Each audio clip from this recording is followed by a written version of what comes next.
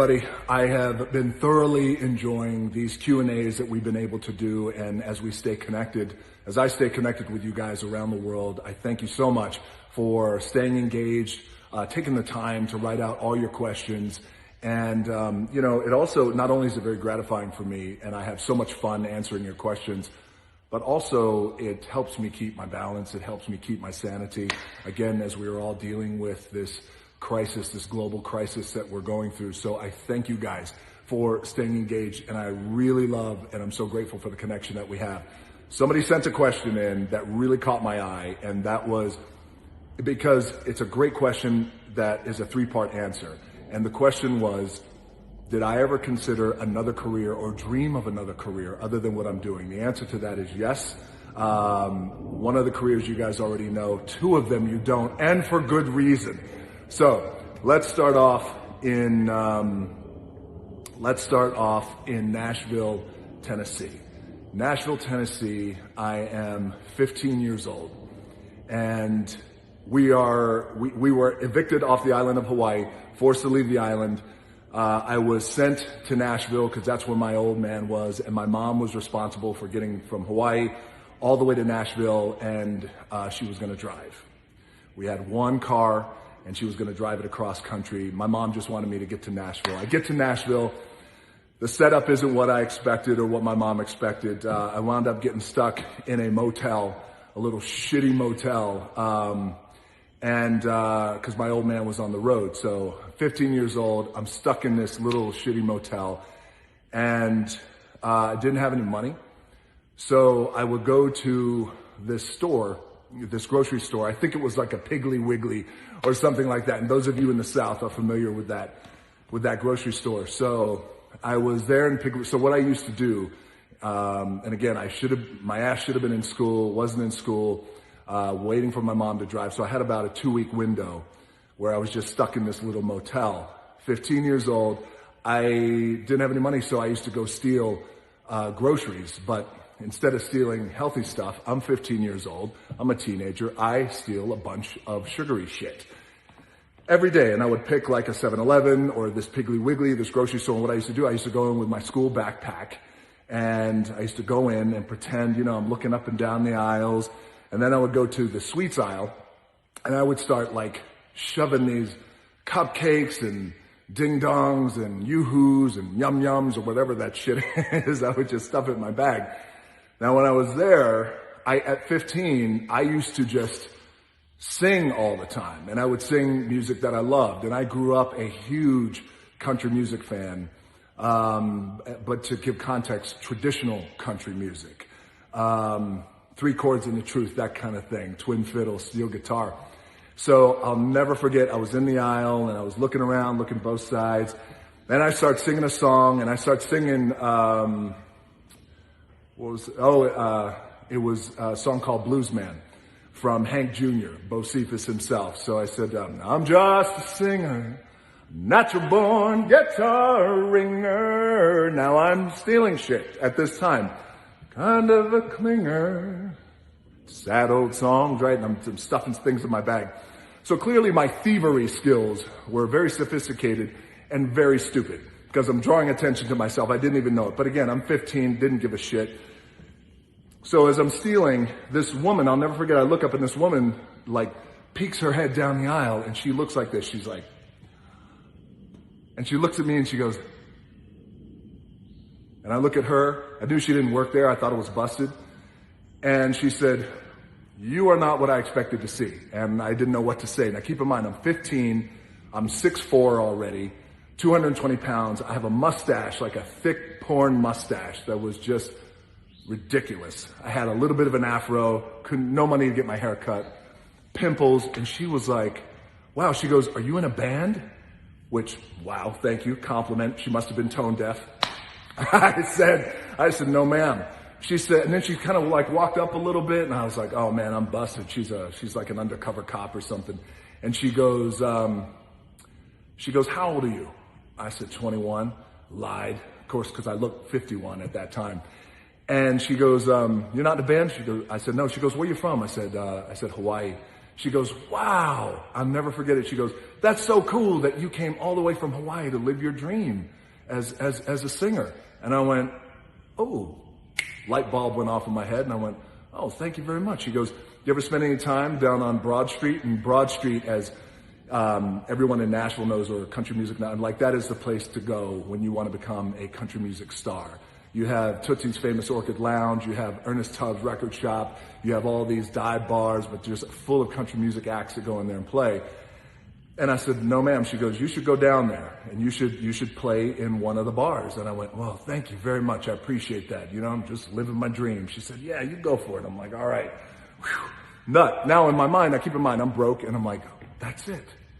This was a sign from God. I'm going to be a country music singer. So, a couple of days later, I make my way down to Broad Street, and I'm in this dive bar, shithole of a bar. And before I could even ask the bartender, hey man, you know, can I get up there and sing? I mean, it would have gone horrible. Because I had no idea back then how to play a guitar or anything like that. And that's when a crackhead came in and said, hey, anybody want to buy a car? And I said, how much? And he goes, $80. And I looked out and it was one of those old body 70s Thunderbird. And I said, yeah, I'll take it. I gave him $35, only money I had. I said, I'll come back and give you the rest. He said, cool. Now I've told that crackhead story a few times, but after that, the car was probably stolen. And the next day when I dumped that car, I said to myself, man, I can't go down to Broad Street anymore. I'm going to get in trouble or get arrested. And I had already been arrested multiple times in Hawaii. So that was the end of my country music dream. Thank God, and good for everyone else, because I don't know how good, because winning a Grammy was probably not going to be in my future. So from there, we were forced to leave Nashville. It's a long story. My mom finally made it to Nashville. It's a long story. We were forced to leave Nashville and forced to go, of all places, we went up to Bethlehem, Pennsylvania, excuse me. We went up to Bethlehem, Pennsylvania. So we get up to Bethlehem, Pennsylvania. Now I'm 15 years old and it's August, around August or September. I'm finally in school, the school that I eventually graduated from, Freedom High School. Go Patriots. And at that time, I got in a big fight at school. I got suspended in my first 2 weeks of school, and I got suspended for 2 weeks. And I thought I was going to be in a lot of trouble and expelled from school. So at that time, Michael Spinks was the heavyweight boxing champion of the world. And my dad was a boxer before he became a pro wrestler. So at an early age, he would take me down to the mats. He'd kick the shit out of me in wrestling when I was 5, 6, 7 years old. Then he'd put me on the heavy bag. He'd let me hit the speed bag. He'd make me stand on a chair because I was so short. I'd just hit the speed bag for timing. So at 15, I thought, light bulb moment. I know what I'm going to do. I don't want, see, my goal was to not be broke. That was the goal. Country music singer was out. Because I got my car from a crackhead and I thought that was a bad omen, or a good sign that I had to pay attention to. So, and then I thought, well, I know what I could do. I'm going to become the heavyweight boxing champion of the world. That's what I'm going to do. I know how to throw a decent punch. I'm going to find a boxing gym, and Michael Spinks is the heavyweight boxing champion of the world. And Michael Spinks was a light heavyweight, maybe 200, 210, I think. I'm not too sure. Now, I had heard about this dude, Mike Tyson, coming out of Catskills. I heard he was a bad dude, but I never really watched his fights.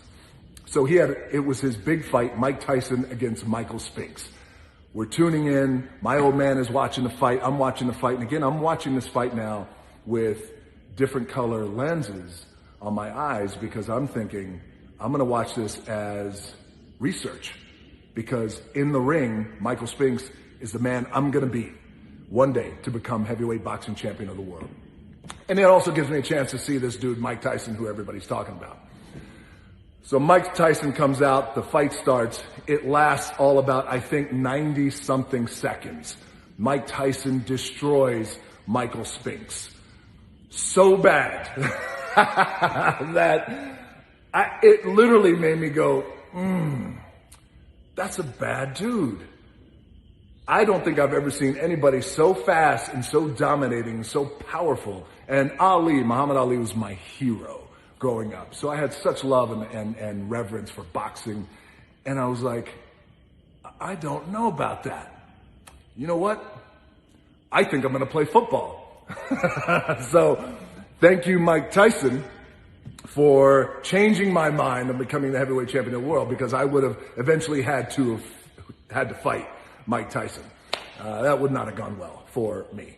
On to football. I became so focused on making it to the NFL. And it starts in high school. I had to get a scholarship. I played 2 years of high school football, still trying to learn the game. University of Miami came knocking on my door. Dennis Erickson, the head coach at that time, they just won the national championship. They were the bad boys, the U. I was honored to wear that on my helmet. I signed at University of Miami. I worked my ass off. We played on the greatest teams of all time at the University of Miami. And I played with some great, great players. I was ballin' and a potential starter, and I had a whole bunch of injuries, but then something happened. We moved an offensive player to defense, and his name was Warren Sapp. And he just came in and beat me out for my position. Now, I had injuries. People like to say, oh, but you were injured. No. Sure, I was injured, but that bullshit doesn't matter. Everybody plays hurt, and you got to play hurt. He was a better player. He beat me out. I did not get drafted to the NFL. I played in the CFL. I got a contract for the CFL for the practice squad. Calgary, Alberta, playing for the Stampeders. Great town, great city, great people, and great team. That head coach at that time, Wally Buono, became one of my mentors eventually. Bottom line is, I played up there for what we call a ham sandwich. I got cut in October, so I was up there for 3 months on the squad. We were making $200-300 Canadian a week. I was starving. 5 of us living in one apartment. And that's when I got cut from the team. That October, I got sent home, and then that's when I had $7 in my pocket. Now the $7 has become my rallying cry and my anchor of motivation, because that's what I had when I got cut, was $7. So that is my 3-part answer. At first, I was going to be a country music singer, and I still love country music to this day, and I could still hold a tune decently, especially when I sing, especially when I drink tequila. That's when I really start singing. And then I was going to become heavyweight boxing champion of the world. And I saw Mike Tyson fight, changed my mind. Thank you, Mike. And then I really focused for such a long time on making it to the NFL, and that never happened. So also, what I tell people these days is, me making it to the NFL, me becoming a country music singer, me becoming heavyweight boxing champion of the world, and me making it to the NFL were the best things that never happened, because they put me on a road and a trajectory that I would learn my life lessons, and I would become really intensely focused on other things, and not focused on what I failed at, but remembering that. So I always share with people, sometimes there's things in life that we work so hard at and we want to succeed at them, and it's our dream, it's our goal, and we just know it deep in our mana and our soul. But when they don't happen, sometimes those things are the best thing that never happened, because it sets us on a different path. And then all of a sudden we get a different job that we never knew we wanted. All of a sudden we meet somebody at that job. We become married, you have family, you have babies. Life has a funny way of working out, and the universe has a funny way of meeting you halfway in that way. So thank you guys for your questions. I appreciate it. This is almost 15 minutes of your life you will never get back. I will see you tomorrow, 3 o'clock, when we do our cheat meal Sunday. I'll bring the Terramana, you bring your Terramana, and I'm going to bring a hell of a cheat meal. Thank you guys again. Most importantly, stay healthy and stay safe, my friends, and let's take care of one another. Love you guys. Thank you. See you tomorrow.